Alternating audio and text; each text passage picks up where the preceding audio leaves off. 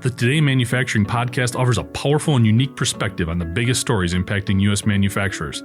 Anna Wells, David Manty, and Jeff Ranke apply their experience as editors of industry-leading brands Manufacturing.net and Industrial Equipment News in providing in-depth analysis of the latest headlines. Their insight, along with a mix of humor and human interest, makes Today in Manufacturing a go-to source. Keep pace with supply chain challenges, electric vehicle developments, labor struggles, robotics, and more by listening, downloading, and subscribing to the Today in Manufacturing podcast.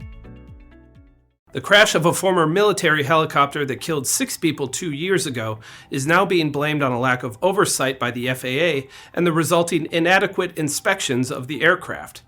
On June 22, 2022, MARPAT Aviation, a flight school based in West Virginia, was holding its annual Huey Reunion, an event that offered members of the public the opportunity to fly a Bell helicopter UH-1B, or Huey, with a safety pilot. Members of the public could also ride aboard the helicopter for a smaller payment.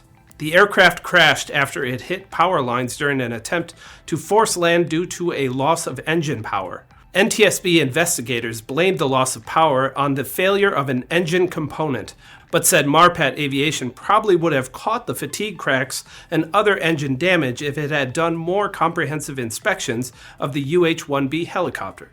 Now the NTSB is laying the blame for the lack of proper inspections at the feet of the FAA, which it said provided, quote, basically no oversight of MARPAT while failing to provide guidance for inspectors to perform routine surveillance of operators with experimental airworthiness certificates. MARPAT was awarded a special airworthiness certificate for Huey in the, quote, experimental exhibition category in December 2014.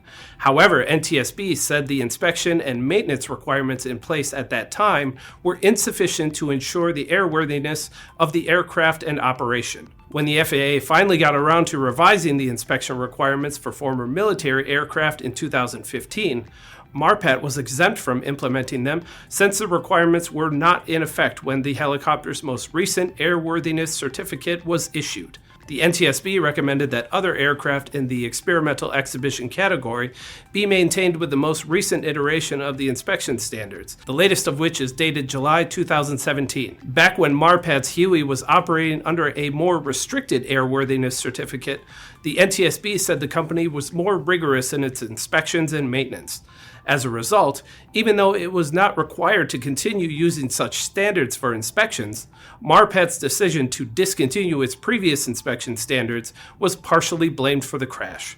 I'm Ben Munson, and this is Manufacturing Now.